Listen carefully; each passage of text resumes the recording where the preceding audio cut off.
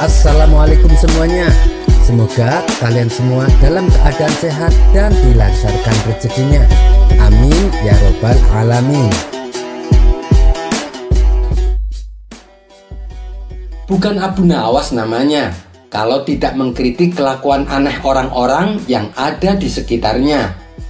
Dan pada kisah kali ini akan menceritakan kritikan Abu Nawas kepada seseorang yang hendak membeli keledai di sebuah pasar.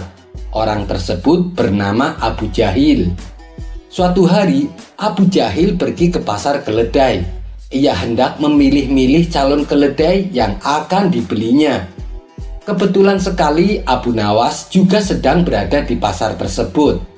Dari kejauhan, Abu Nawas terus mengamati kelakuan aneh Abu Jahil saat memilih keledai. Ia mengendus dan menjilati setiap keledai yang akan dibelinya. Kelakuan aneh inilah yang sedari tadi menyita perhatian Abu Nawas. Abu Nawas pun merasa perlu menegur kelakuan tidak lazim yang dilakukan oleh Abu Jahil. "Hei Abu Jahil, apa kau sudah gila mengendus dan menjilati keledai seperti itu?" tutur Abu Nawas. "Kamu tahu apa soal keledai? Justru dengan cara inilah aku bisa mendapatkan keledai yang manis dan gagah," bentak Abu Jahil. Mendengar jawaban aneh tersebut, Abu Nawas menjadi heran dan tak habis pikir. Lantas timbullah di benak Abu Nawas untuk mengerjai Abu Jahil. Abu Nawas merasa perlu memberi pelajaran kepadanya. "Lawong keledai kok dijilat-jilati, ya gak bakalan ketemu manis-manisnya. Dikasih tahu baik-baik tapi malah membentaknya. Kalau begitu ikut aku Abu Jahil. Aku akan memberitahu kepadamu cara memilih keledai sesuai dengan yang kau inginkan," seru Abu Nawas. Lalu Abu Nawas mengajak Abu Jahil menghampiri salah satu keledai yang besar. Keledai tersebut lalu dipegang Abu Nawas. Ia mengelus-elusnya dari kepala hingga ekornya.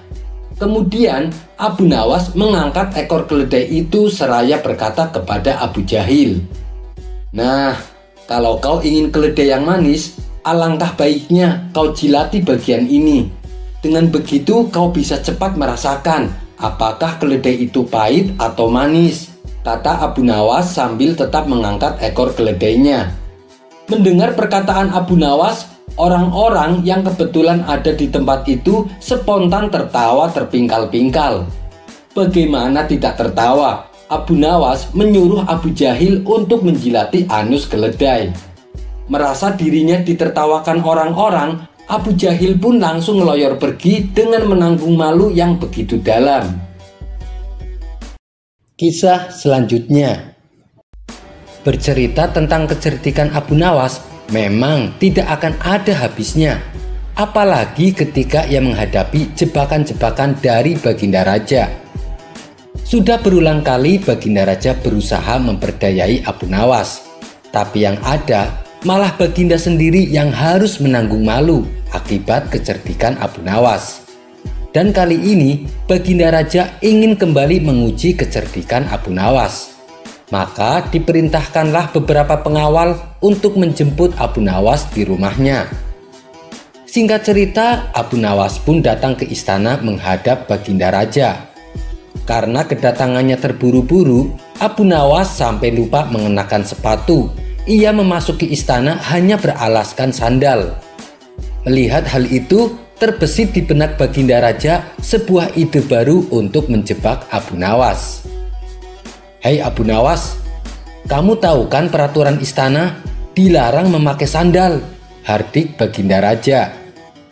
"Ampun Paduka yang mulia, hamba tadi terburu-buru, jadi hamba tidak sempat mengenakan sepatu," ujar Abu Nawas. "Karena kamu telah melakukan kesalahan, maka kamu harus saya hukum," tukas Baginda Raja. "Tapi Paduka, masa hanya gara-gara sandal dengan mudahnya Paduka menjatuhkan hukuman?" protes Abu Nawas. "Peraturan harus ditegakkan Abu Nawas. Siapapun yang melanggar harus dihukum. Apapun alasanmu tidak bisa dibenarkan, dan hukuman yang pantas adalah hukuman mati," timpal Baginda Raja. Mendengar hal itu, sontak membuat Abu Nawas kaget dengan hukuman yang akan ia terima. Ini sih akal-akalan Baginda Raja. Dia pasti sudah menyiapkan jebakan, pikir Abu Nawas. Baiklah Paduka yang mulia, saya mengaku bersalah. Silahkan Paduka hukum saya. Tapi saya minta satu permintaan Paduka. Setelah saya menjalani hukuman mati, saya minta hadiah uang 100 dinar untuk keluarga saya, tutur Abu Nawas. 100 dinar? Itu kan jumlah uang yang sangat besar Abu Nawas, ujar Baginda Raja. Benar Paduka yang mulia, tapi istri dan anak-anak saya berhak mendapatkan kebahagiaan selepas kematian saya, balas Abu Nawas. Baiklah, permintaanmu saya kabulkan, ucap Baginda Raja. Maka Baginda Raja perintahkan salah satu pengawal untuk mengambil seekor anak ayam yang masih kecil. Lalu ayam itu diberikannya kepada Abu Nawas. Tentu saja hal ini membuat Abu Nawas bingung dengan maksud Baginda Raja. Untuk apa anak ayam ini Paduka? Yang saya minta uang 100 dinar, bukan anak ayam Paduka yang mulia, kata Abu Nawas. Jangan khawatir Abu Nawas, uang 100 dinar sudah aku siapkan. Dan anak ayam yang kau pegang itu silahkan dibunuh dengan cara apapun, terserah kamu. Tapi ingat, saya juga akan membunuhmu persis seperti cara kamu membunuh anak ayam itu, terang Baginda Raja. Jadi hukuman mati yang akan hamba jalani sesuai dengan cara anak ayam ini mati Paduka? Tanya Abu Nawas memastikan. Benar sekali, silahkan kamu bunuh anak ayam itu, perintah Baginda Raja. Sejenak Abu Nawas terdiam. Ia pun langsung memutar otak supaya bisa lolos dari hukuman mati. Cepat Abu Nawas, jangan diam saja. Kalau kamu tidak tega membunuh anak ayam itu, tidak apa-apa. Berarti kamu lebih memilih untuk dihukum gantung. Silahkan tentukan sendiri pilihanmu, bentak Baginda Raja. Namanya saja Abu Nawas, dalam kondisi apapun selalu muncul ide cemerlang di otaknya. Perlahan Abu Nawas mengangkat anak ayam itu. Lalu ia dekatkan pantat anak ayam itu ke mulutnya. Dengan menahan rasa jijik, Abu Nawas meniup-niup anus anak ayam tersebut secara berulang-ulang. Melihat hal itu, Baginda Raja menjadi bingung. Hei Abu Nawas, maksudmu apa? Saya menyuruhmu untuk membunuhnya, ucap Baginda Raja. Ini saya sedang melakukannya Paduka yang mulia, balas Abu Nawas. Baginda Raja pun bertambah bingung dengan jawaban Abu Nawas. Maksudmu bagaimana Abu Nawas? Tanya Baginda Raja tak mengerti. Ya beginilah cara saya membunuh anak ayam Paduka. Saya tiup pantat anak ayam supaya perutnya penuh dengan angin. Lama-kelamaan pasti dia akan mati, kata Abu Nawas menjelaskan. Sontak Baginda Raja pun tertawa dengan tingkah Abu Nawas ini. Kamu memang cerdik Abu Nawas. Mana mungkin saya meniup pantat kamu, balas Baginda Raja. Jadi bagaimana Paduka? Apakah hukumannya sudah selesai? Tanya Abu Nawas. Ya, sudah selesai. Silahkan kamu pulang, jawab Baginda Raja. Tapi Paduka, bukankah tadi Paduka sudah janji akan memberikan saya 100 dinar bila saya selesai menjalani hukuman, balas Abu Nawas. Baik, akan saya tepati janji saya, ujar Baginda Raja.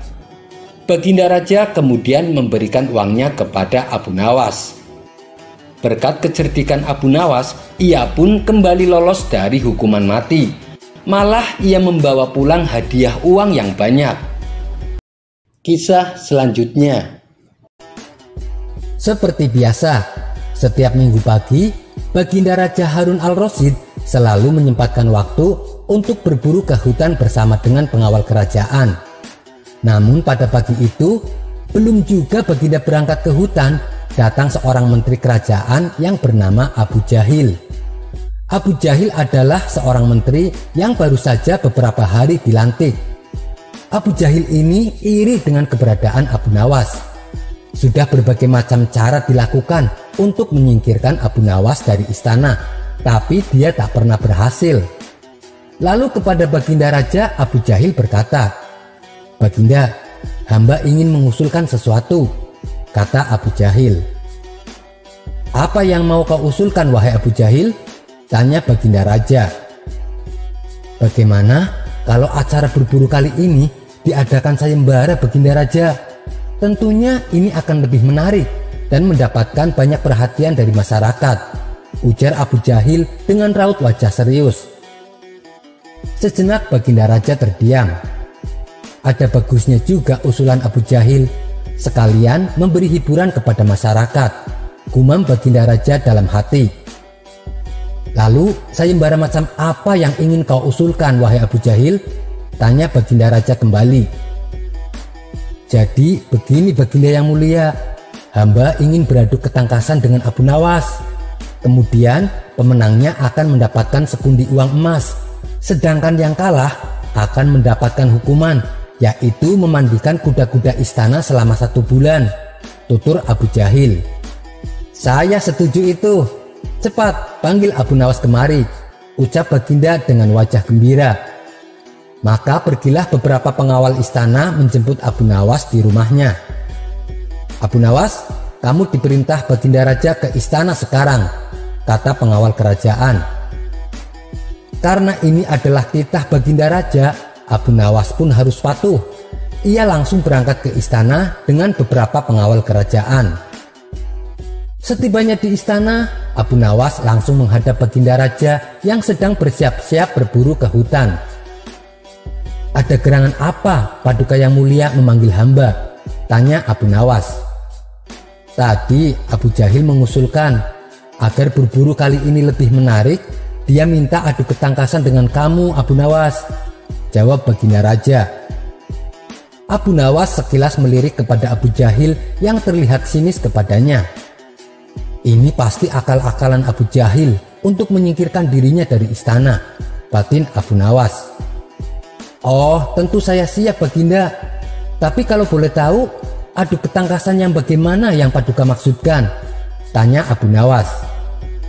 Belum juga Baginda Raja menjawab, Abu Jahil langsung menyela. "Dengar ya Abu Nawas, kamu dan aku akan lomba berburu. Siapa yang paling banyak mendapatkan hewan buruan, dialah pemenangnya dan akan mendapatkan hadiah sekantong emas. Dan yang kalah akan mendapatkan hukuman, yaitu memandikan kuda-kuda istana selama 1 bulan, tutur Abu Jahil dengan nada sinis.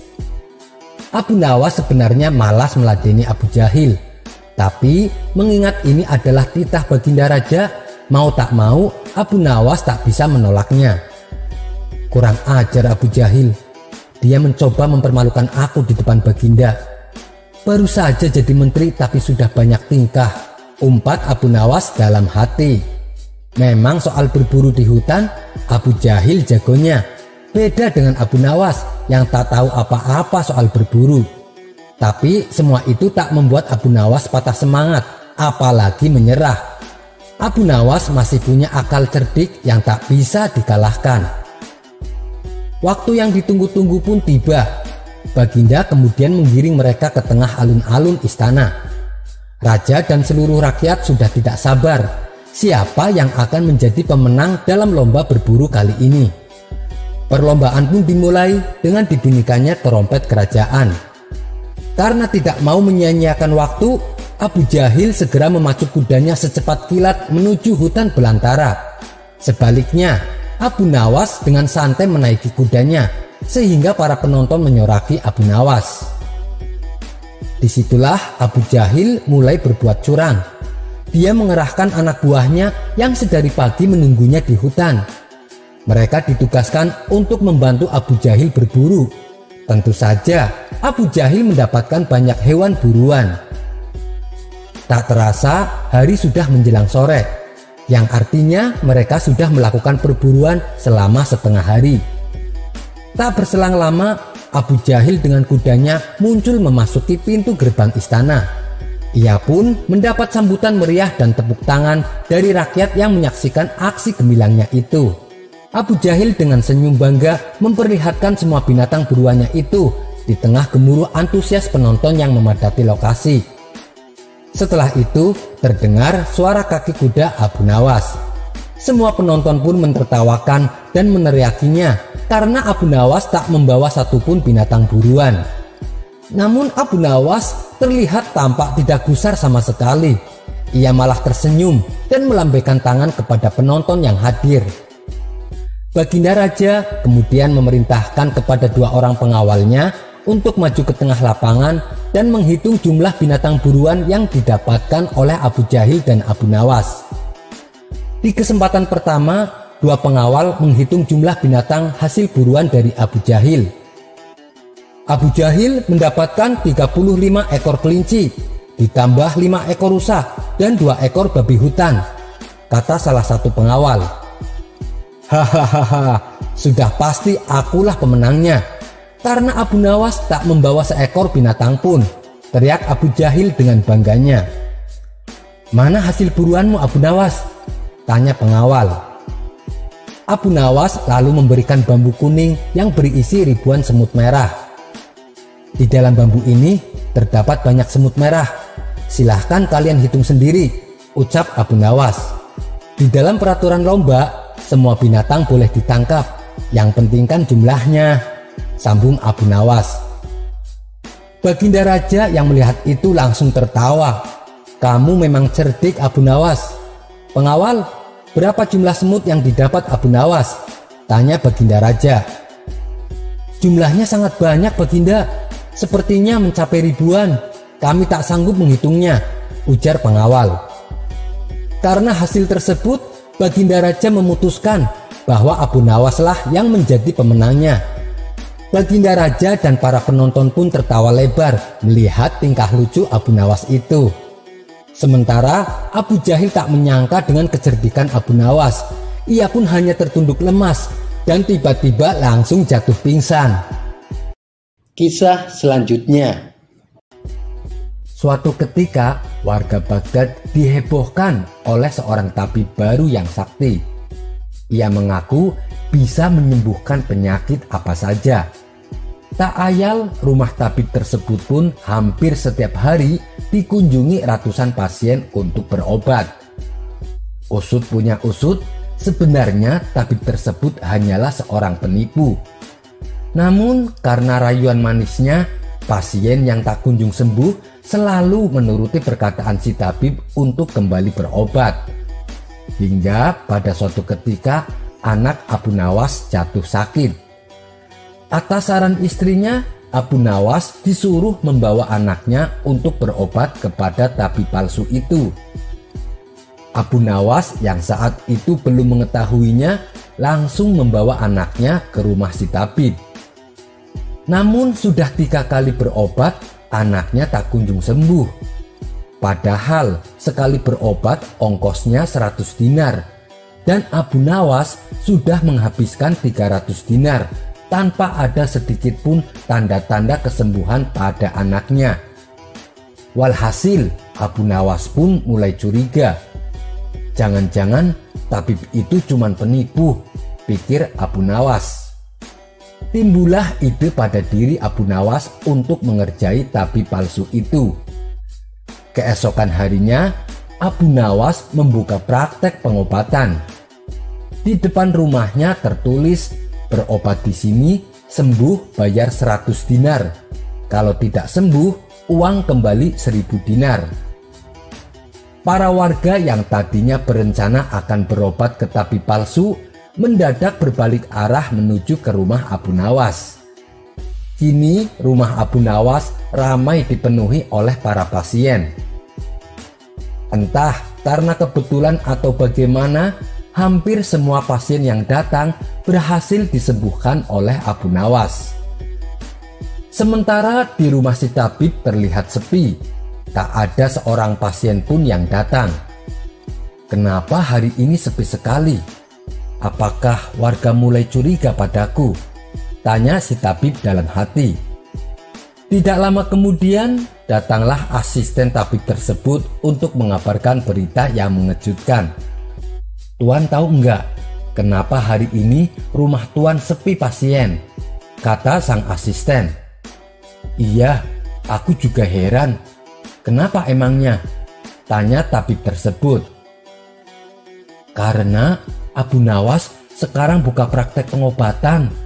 Di depan rumahnya juga tertulis, berobat di sini, sembuh bayar 100 dinar. Kalau tidak sembuh, uang kembali 1000 dinar, kata sang asisten memberitahu. "Oh, pantesan. Tapi apa memang benar begitu? Yang tidak sembuh, uang kembali 1000 dinar, tanya si tabib. "Iya, benar Tuan," jawab sang asisten. Kemudian muncullah watak asli tabib tersebut. Ia berencana menipu Abu Nawas. "Aku akan berobat kepadanya dan berpura-pura sakit, hilang indera perasa pada lidahku. Kalau ditanya sembuh atau tidak, pastilah aku akan menjawabnya tidak, karena yang tahu sembuh atau tidaknya kan cuman aku. Dengan begitu, aku bisa dengan mudah mendapatkan uang 1000 dinar, kata si tabib dalam hati kegirangan. Maka datanglah tabib palsu itu ke rumah Abu Nawas dengan berpura-pura sakit. "Wahai Abu Nawas, bisakah kau mengobati penyakitku?" tanya si tabib kepada Abu Nawas. "Loh, Anda kan tabib, kenapa datang berobat ke sini?" Abu Nawas balik bertanya. "Iya betul, tapi di tempatku tidak ada obatnya," balas si tabib. "Oh ya sudah, ngomong-ngomong Anda sakit apa?" tanya Abu Nawas. "Lidahku tidak bisa merasakan apa-apa, seperti mati rasa Abu Nawas," keluh si tabib berpura-pura. Abu Nawas tahu betul dengan perilaku si tabib. Ia hanya berpura-pura sakit untuk mendapatkan uang 1000 dinar. "Baiklah, Anda tunggu di sini sebentar. Saya akan ambilkan ramuan obatnya," tutur Abu Nawas.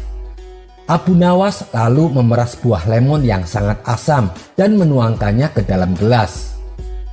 "Ini obatmu," kata Abu Nawas sambil memberikan gelasnya. "Boleh aku minum?"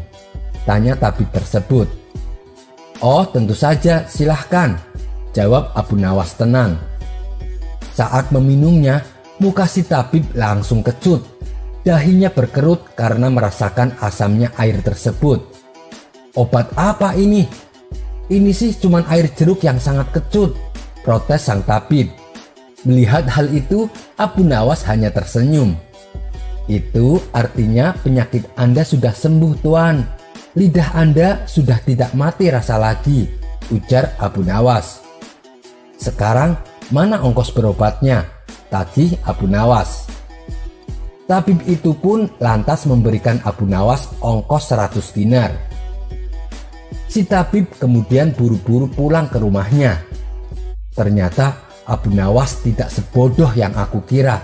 Ia tidak mudah digelabui. "Aku harus cari cara lain agar bisa mengalahkan Abu Nawas dan mendapatkan uang 1000 dinar, pikir si tabib dalam hati. Esok paginya ia kembali menemui Abu Nawas. "Hei Abu Nawas, aku mau berobat lagi," kata si tabib. "Silahkan Tuan." "Lidahnya masih mati rasa lagi?" ledek Abu Nawas. "Bukan, ini sakit yang berbeda dengan kemarin," jawab si tabib. "Memangnya sakit apa?" tanya Abu Nawas. "Aku hilang ingatan Abu Nawas. Bisakah kau menyembuhkanku?" kata si tabib. "Oh, tentu saja bisa," jawab Abu Nawas. "Tunggu di sini sebentar, aku akan ambil obatnya," kata Abu Nawas melanjutkan. Abu Nawas beranjak dari tempat duduknya. Dia mengambil obatnya seperti yang kemarin, yaitu segelas air perasan jeruk lemon yang sangat asam. Melihat hal itu, si tabib langsung kaget. "Loh, bukankah itu obat seperti yang kemarin?" "Tidak, aku tidak mau meminumnya," tolak si tabib dengan tegas. Abu Nawas pun hanya tersenyum dan berkata, "Alhamdulillah, penyakit Anda sudah sembuh, Tuan. Mana ongkosnya?" pinta Abu Nawas. "Sudah sembuh. Bagaimana kau bisa tahu?" tanya si tabib heran. "Buktinya, Anda masih ingat dengan obat kemarin yang saya berikan. Itu berarti sakit hilang ingatan Anda sudah sembuh," kata Abu Nawas menjelaskan.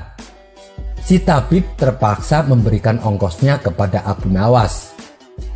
Tak terima dengan dua kegagalan yang dialaminya, esok harinya si tabib kembali menemui Abu Nawas. Kali ini ia berpura-pura matanya buta. Ia berjalan ke rumah Abu Nawas dengan bantuan tongkat di tangannya. Setibanya di rumah Abu Nawas sempat kaget dan bertanya, "Apa yang terjadi dengan Anda?" Si tabib itu menjawab, "Mataku tiba-tiba buta, Abu Nawas, dan aku ingin berobat kepadamu." Setelah mencermati dengan seksama, barulah Abu Nawas sadar bahwa itu hanya akal-akalan tabib saja untuk menipu dirinya. Tapi Abu Nawas tak pernah kehilangan akal. Ia pun lantas berkata kepada si tabib, "Tuan, penyakit kebutaan pada mata Anda sepertinya sudah parah sekali. Maafkan saya, Tuan Tabib. Untuk kali ini saya tidak bisa menyembuhkannya," kata Abu Nawas pura-pura sedih. "Berarti saya dapat uang kembalian 1000 dinar?" tanya tabib kegirangan. "Benar, Tuan. Uangnya sudah saya siapkan di dalam kantong." "Sebentar ya, Tuan. Saya mau ambil dulu kantongnya," jawab Abu Nawas. Si tabib pun menunggu dengan hati berbunga-bunga. "Akhirnya saya berhasil memperdayaimu, wahai Abu Nawas," pikir si tabib. Tidak lama kemudian Abu Nawas datang sambil menyerahkan kantong uangnya. "Terima kasih Abu Nawas, ternyata kamu memang orang yang jujur," kata si tabib. "Iya Tuan, saya tidak berani berbohong. Silahkan uangnya dihitung Tuan," balas Abu Nawas. Setelah membuka kantong dan menghitungnya, si tabib langsung murka. "Kenapa uangnya cuma 10 dinar? Kamu jangan coba-coba membodohi aku," bentak si tabib kepada Abu Nawas. "Bagaimana Anda bisa tahu kalau jumlahnya cuma 10 dinar? Tanya Abu Nawas santai. "Koinnya memang ada 10, tapi koin yang kamu berikan pecahan 1 dinar, bukan 100 dinar. Memangnya aku buta apa?" "Alhamdulillah, sekarang Anda sudah sembuh. Mana ongkos berobatnya?" pinta Abu Nawas. "Maksudmu apa Abu Nawas?" tanya si tabib mulai panik. "Tadi waktu Anda kesini katanya mengalami kebutaan. Dan sekarang Anda sudah sembuh. Buktinya Anda sudah bisa membedakan mana pecahan koin 1 dinar dan mana yang 100 dinar, balas Abu Nawas. Dengan terpaksa akhirnya si tabib kembali memberikan uang 100 dinar.